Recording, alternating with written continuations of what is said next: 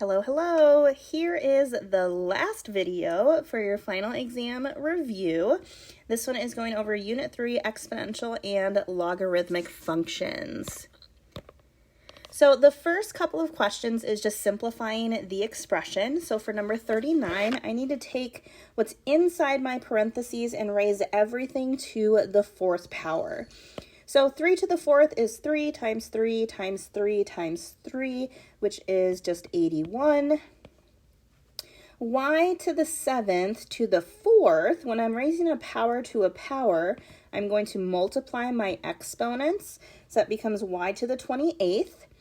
2 to the fourth is 2 times 2 times 2 times 2, which is 16. You could always use a calculator as well.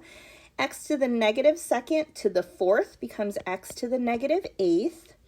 And z to the fifth to the fourth becomes z to the 20th.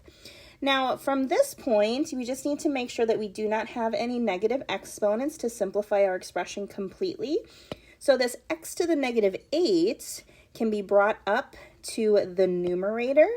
And when I do that, that becomes a positive exponent. So it becomes positive x to the 8th over 16z to the 20th. And that right there is your simplified answer for 39. Number 40, I want to take 2 log of 10 to the 7th. Now, one thing that we should remember is a log without a base is a base 10. And what happens when you do a logarithm and an exponential function of the same base is that they end up canceling each other out. So right here, log base 10 of 10 is going to cancel itself out. So essentially, I'm left with 2 times 7, which is 14. Now, you can use a calculator on your final exam, so if you wanted to, not have to think about this question, you can just shove this expression right into your calculator exactly how it looks. Calculator's going to spit out 14 at you. Same thing for 41. E and natural log have the same base because a natural log is a base E. So when I take E and raise it to the natural log of 3, what ends up happening is my E and my natural log are going to cancel. So that leaves me with 6 times 3, which once again is 18. So anytime you have the same base for your logarithm that you do for your exponential function, they're going to cancel each other out. And once again, if you are unsure and you're going to forget about that fact during the final exam, you can go ahead and take this expression, plug it into your calculator, and it's going to give you an 18 back. 42, write the expression with rational exponents. So rational exponents are going to be exponents that are fractions. So when I'm taking my radical, your radical is actually going to, the index of your radical is going to be the denominator of your fraction. So it's always power over root. So my exponent is my power, so that's 7 over 4. And there's your answer for 42. For 43, I have 6 over. My index for a square root is a 2, so I can write that as 6 over x to the 5 halves. Or you could also write it as 6 times x to the negative 5 halves. And depending on how the question is worded, sometimes you won't have negative exponents. Other times it won't matter, but just double check to look at your answer choices since it is multiple choice to see which one is going to match this particular scenario. For 44 and 45, we just want to know if it's exponential growth or exponential decay. That fact comes from looking at my base. So if your base is bigger than 1, that is going to be growth, which is what you have for 45. If your base is between 0 and 1, like 1/3, that is decay. So decay means our numbers are going to start to get smaller and smaller and smaller. So anytime you have an exponential function, you're multiplying by that base several times. And so if I keep multiplying by 1/3 times 1/3 times 1/3, keep taking a third of something, it's going to get smaller and smaller. On the opposite end, if I multiply by 1.5 continuously, those numbers are going to start to get bigger and bigger and bigger. So that is why 44 is decay and 45 is growth. 46, solving these exponential equations. When you're solving an exponential equation, you always want to try to get the same base. So I'm just going to leave my 3 to the x as it is, but I'm going to change my 27 in terms of 3 to some power. So 3 to the 3rd power is going to give me 27. What I can do next, I'm still going to write it as 3 to the x. I'm going to rewrite this as 3 to the 3 times x plus 1, because anytime you raise a power to a power, you are multiplying your exponents.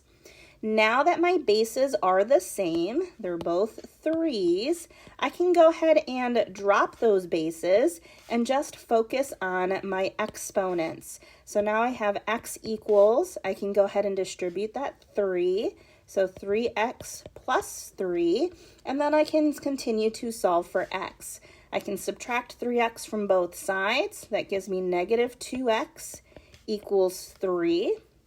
So that means x equals negative 3 over 2. Now, let's say you get to your final exam and you're like, oh crap, I don't remember how to do this. It is multiple choice, right? So you can use those answer choices to see which one actually works with the equation. So for example, negative 3/2 would be one of the answers for your answer choices. So I can take that and plug it into here. And when I take 3, let me grab my calculator for a second. When I take 3 and raise it to the negative 3/2, that's going to give me this decimal 0.1925, yada, yada, yada. And then I'm going to do the same thing, but I'm going to plug it in on this side. So I'm going to take 27, raise it to the negative 3/2 plus 1, and I want to see if it's giving me the same decimal, which it does. So I know that that is going to be my answer. So once again, don't be afraid to use your answer choices since they're there, and utilize the resources that you have, like your calculator, to test them out. Number 47, I'm going to go ahead and rewrite my 1/16 in terms of 2's. So I have 2 to the x minus 4 equals, well, 2 to the 4th gives me 16. So since I want 1/16, that's going to be 2 to the negative 4th, because negative exponents allow you to flip over the base. And this is being raised to the x plus 3. Once again, since I am raising a power to a power, I can go ahead and multiply my exponents. And since my bases are the same again, I can just focus on my exponents and continue solving. So I have x minus 4 equals, I'm going to distribute that negative 4 into the parentheses. So that's negative 4x minus 12, and then we just keep solving. So I'm going to add 4x to both sides. I'm going to add 4 to both sides. So I get 5x equals negative 8. So that means x equals negative 8/5. And again, multiple choice. So if you didn't want to go through the process of solving all of that, you can take your answer choices, plug them into your equations for x. Now you do have to do one side at a time because you can't plug in the whole thing at once. But what you can do is I can take 2 and raise it to the negative 5/8 minus 4. That gives me this decimal of 0.021 approximately. I'm going to do the same thing on the other side. So 1/16 raised to the negative 8/5 plus 3, and that also gives me approximately 0.021. So I know that that's going to be my answer. The ones that do not work are going to give you different decimals on both sides. So just a little test-taking strategy since your final exam is multiple choice. All right, let's start getting into word problems. So a new car that sells for $21,000 depreciates 5.5% each year. Write a function that models the value of the car and use it to find the value of the car after 6 years. So I'm going to go ahead and start by writing out my equation. A is going to be my final amount. My initial value is that 21,000. And since it is depreciating, I'm going to take 1 minus my rate, but I do need to change my rate to a decimal. So that becomes 0.055, and I'm going to raise it to the 6th power. Now, the formula that I'm using is going to be A equals P1 minus R to the T. And this is 1 minus R because it is decreasing. If it were increasing, it would be 1 plus R for that particular base. And then from here, I can just go ahead and shove that entire equation into my calculator, and that's going to give me approximately $14,955.82. Since you're talking about money, round to 2 decimal places. For 48, an eagle population increases at a rate of 1.5% per year. There are 2,230 eagles this year. Write a function that models the eagle population and use it to determine how many eagles there will be in 20 years. Now, this is a similar scenario to 48. The only difference is this population is actually growing. So I'm going to write this as 1 plus R to the T. So the final amount that I'm looking for my eagle population is going to be A. I have a starting amount of 2230, 1 plus my rate, but again, change your rate to a decimal, move your decimal over twice, and we want to know how many eagles there are going to be in 20 years. So we can take that and plug it into our calculator, 1 plus 0.015 to the 20th power, and that gives me approximately 3,003 eagles. And this will round to the nearest whole number because you can't really have half an eagle. All right, let's keep going. I think there's more word problems. How much money would you have if you invested $6,550 in an account that earns 3.5% interest compounded continuously for 18 years? So our formula for continuously compounded interest is PERT. So A equals P e to the RT. So my final amount is what I am trying to find. My initial amount is 6,550. E is your base. My rate is 0.035 as a decimal. And my time is for 18 years. And once again, this is talking about money. So we'll go ahead and round to 2 decimal places. And it gives us approximately $11,239.84. So far, our questions have been relatively simple because you have all of the information there. You know how much time is passing. Sometimes we do not have that information, so it becomes a little more complex. So for 51, Billy invested $1,325 into a compounded continuously interest account that earns 8%. He withdrew the entire amount of $2,650 before he went on vacation. How many years was Billy's money in the bank? So this time we need to solve for T. So my final amount is the $2,650 equals my initial amount of $1,325 e to the, my rate is 8%, so 0.08, and my t is what we are solving for. So anytime we're solving for an exponent, we're going to have to incorporate some logarithms. I'm going to start by isolating my exponential base. So I'm going to divide both sides by 1325. And that gives me 2 equals e to the 0.08t. And then from here, I can go ahead and change it to logarithmic form. So anytime you're trying to solve for an exponent, you want to switch forms. So that means I'm going to have a log base e of 2 equals 0.08t. Well, log base e is just natural log. So natural log of 2 equals 0.08t. I can divide by 0.08 to get the t by itself, and it gives me approximately 8.66 years. Now, once again, test-taking strategy. If you forget how to solve and you were able to set up your equation, so you got this far, you can always test out your answer choices. So you can take whatever answer choices they have, and plug it in for t on this side over here, and see if it gives you, which one gives you the closest to 2650. Now, it won't give you exactly 2650 because we rounded our answers, but it should be one that gives you the closest answer.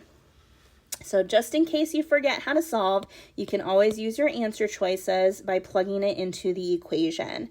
Now, that's as long as you know how to set up the equation. If you don't know how to set up the equation, then there's really nothing that you can do. Take a guess, I guess. For 52 is half-life. So our formula for half-life, I'll go ahead and write on the side. I have A equals A0, 1/2 t over h. H is how long the half-life is. A0 is your initial value. So in this case, the half-life of bacteria in a petri dish is 20 minutes. If there were 1,000 bacteria to start, then how much bacteria is left after an hour? So I have 1,000 initially. I'm going to change my 1/2 to a 0.5 just because I like decimals better. My time is 1 hour, but my half-life is in terms of minutes. So I do want to make sure that those units are the same.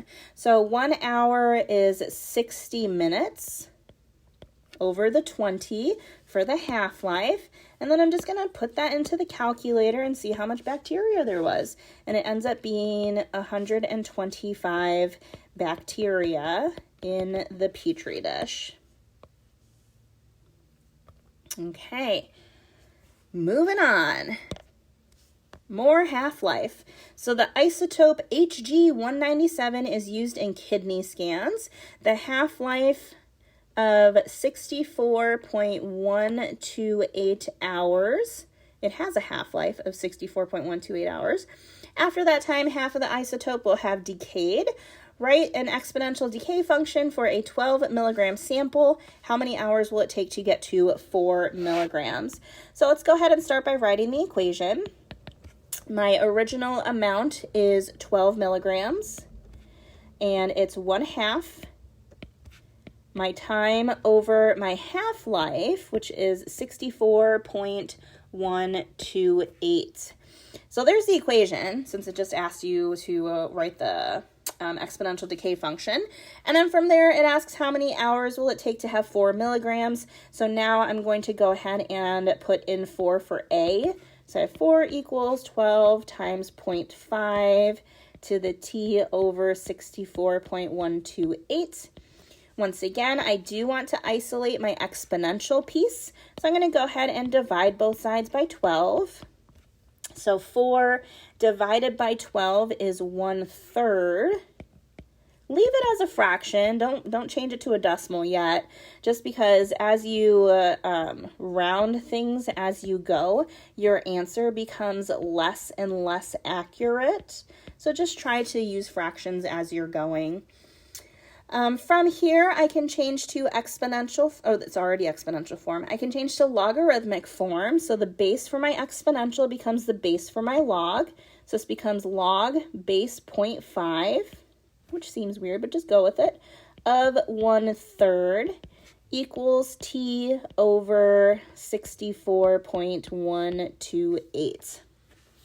So in order to solve that, I'm going to go ahead and start by taking log base a half of 1/3.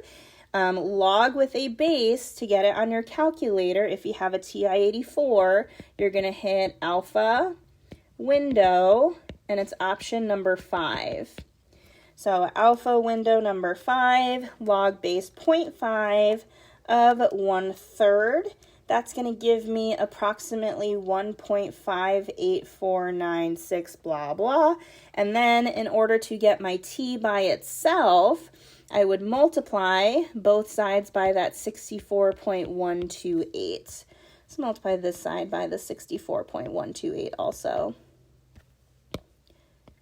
There we go. So then I get t equals, and I'm doing all of this in my calculator right now. So t equals, I'm taking that answer, my 1.584 yada yada, times 64.128, and that gives me approximately 101.64 hours. All right, that's it for the word problems. 54. So 54 and 55, we want to condense our logarithms. So we do need to remember our particular properties with logarithmic functions in order to condense. So anytime there is a number in front of your logarithm, that can get brought up as an exponent. So I can go ahead and rewrite this as log of x squared plus log of y cubed minus log of z. And then from there, to get it into a single logarithm, I need to remember some other properties. Anytime you are adding between your logarithms, you can take what's inside your logarithms and multiply them. So that means I can multiply x squared and y cubed. Anytime you are subtracting, you are going to divide what's inside your logarithm. So division just looks like a fraction, so I'm just going to put the z on the bottom. And that right there is your condensed to a single logarithm. Same idea for 55. Any number in the front can be brought up as an exponent. So this becomes log of x to the 1/3 plus log of y. Chances are, if you see log of x to the 1/3, what's going to happen is 1/3 as an exponent is the same thing as taking the cube root. So you'll probably see it written as a radical instead of a rational exponent. And then once again, since I am adding in between my logarithms, that means I can take what's inside my logarithms and multiply them. So the cube root of x times y, I'm going to write it as y cube root of x. It does look a little more normal if the y is in front of your radical instead of to the side of it, because it could also look like it's inside the radical when it's actually not. All right, 56 is just going in the opposite direction. So instead of condensing, we are expanding. So I'm going to go ahead and... hang on a second. My dog is losing his mind. Sorry about that. I think my dog was barking at the garbage man. Okay. So let's keep going. So now we're going to expand. I'm going to go ahead and raise everything in my parentheses to the 3rd power. That way I can see my individual exponents. So this is going to be log base 5 of 2 cubed is 8. And then x cubed and y cubed. Now inside my logarithm, I have 3 terms. I have the 8, x cubed, and y cubed, which means when I expand, I'm going to have 3 logarithms, 1 for each of them. So I have log base 5 of 8, log base 5 of x cubed, log base 5 of y cubed. And if you notice, I didn't put in my signs right away, just because I like to save that after I've expanded it. Since those three terms were being multiplied inside my logarithms, that means when I expand it, I'm going to expand it with addition. And then your last step is just to make sure any exponents that you had go in front of that particular logarithm. So this becomes log base 5 of 8 plus 3 log base 5 of x plus 3 log base 5 of y. And then that is your final answer for 56. 57, every single term in there is being raised to the 1/2. So I'm going to go ahead and rewrite this as log of 3 to the 1/2, a to the 1/2, c to the 1/2, and b to the 1/2. And the reason why I'm doing that is because when I'm expanding, all of those exponents are going to be brought down in front of those particular logarithms. So if I look inside my logarithm, I have 1, 2, 3, 4 terms because I have my 3, my a, my c, and my b. So as I'm expanding, that means I'm going to have a logarithm for each one of those terms. So I have log of 3 to the 1/2, log of a to the 1/2, log of c to the 1/2, and log of b to the 1/2. And again, I like to save my symbols for the end. So I know my 3, a, and c were all being multiplied. So I'm going to go ahead and expand that with addition. And I was dividing by b, so I'm going to go ahead and subtract. And your last step is just to bring down each one of those fractions in front of those particular logarithms. So I have 1/2 log of 3 plus 1/2 log of a plus 1/2 log of c minus 1/2 log of b. All right, I think this is the last slide for this portion of your review. These are the last questions for your review. So the last piece is actually solving logarithmic equations. So now there's two different types of logarithmic equations. You're going to have log equals a number, or you're going to have log equals log, and both of those are kind of approached in a slightly different way. Regardless of what situation you have, you always want to isolate and condense your logarithmic expressions. So for 58, I'm going to go ahead and start by isolating my log. That's this right there. So I'm going to get rid of the 3 by dividing both sides by 3. So I have log of 4x minus 4 equals 5. Now, if I do not have a base for your logarithm, it is automatically a base 10. And this is one of those situations where you have log equals a number. So in order to deal with that, what you're going to do is you're going to change to exponential form. I'm going to go ahead and make a note.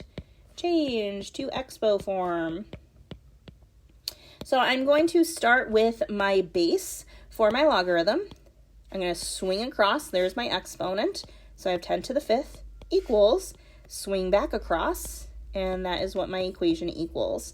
Well, 10 to the 5th is just 1 with 5 zeros. 1, 2, 3, 4, 5 equals 4x minus 4. I can add 4 to both sides, so I have 1, 2, 3, 4, 4 equals 4x, and then divide by 4. So I get x equals 25,001. Now, one thing that you do need to double check with logarithmic equations is that your answer, when you put it back inside your logarithm, it cannot be negative because you can't take values, you can't take the log of a negative number. So if I were to take 4 times 25,001 minus 4, it gives me 100,000, which is positive. So that means this answer does end up working. You'll see one where an answer does not work. So if you are unsure what I'm talking about, you'll see that with number 60. And again, let's say you forget how to solve, use your answer choices. You can plug in your answer choices for x. So you would take this piece, 3 log of 4x minus 4, put in your numbers for x, and see which one gives you 15. All right, 59.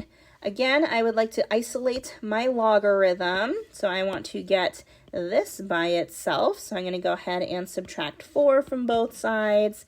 That gives me 4 natural log of 2x minus 8 equals 16. I can divide by 4, so natural log of 2x minus 8 equals 4. And then from here, I can go ahead and change to exponential form. Now, natural log is a base e. So when I change it to exponential form, I have e to the 4th equals 2x minus 8.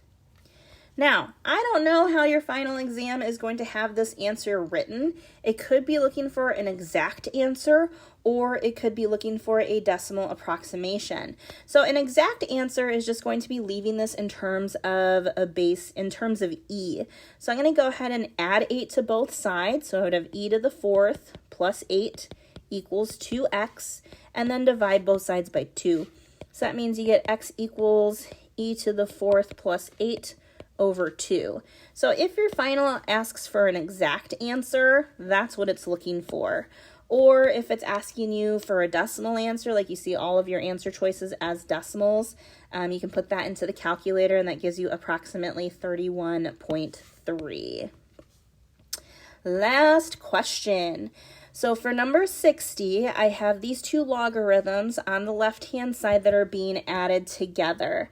So when I condense this, I can condense it with multiplication. So I'm taking x minus 5 times x plus 1, and that equals log base 3 of 7.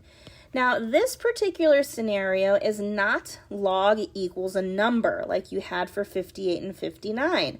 What you have over here is log equals a log. When that is the case, you can go ahead and drop your logarithms and focus on what's inside your logarithms. Because if these two logarithms are supposed to be equal, that means what's inside my logarithms should be equal to each other. So that means this x minus 5 times x plus 1 has to equal 7. Let's go ahead and multiply it out. So I get x squared plus x, minus 5x minus 5 equals 7. X squared minus 4x, combining like terms, minus 5 equals 7. Get it equal to 0, so I'm subtracting 7 from both sides. What's negative 5 minus 7? Negative 12 equals 0, and we factor. So two numbers that multiply to negative 12 and add to negative 4 are negative 6 and positive 2. So that means my possible answers for x are positive 6 and negative 2. Now, as I mentioned before, inside your logarithm cannot be negative. So if I were to take 6 and plug it in, well, 6 minus 5 is 1. That works. 6 plus 1 is 7. That works. If I were to plug in negative 2 minus 5 is negative 7. Inside my logarithm cannot be negative. So that means really my only answer is x equals 6. Now that is a property that you do need to remember, because chances are with this final exam being multiple choice, you will see answer choices that include both 6 and negative 2. So just be careful with that. And again, you can always take your answer choices and plug them in. If you were to plug in negative 2 in for x into the entire expression, your calculator is going to give you an error, which tells you that that is not part of your solution. All right, so that concludes the third video for your final exam review packet. I hope these videos are helping you get prepared for your final exam. I wish you the best of luck on your test.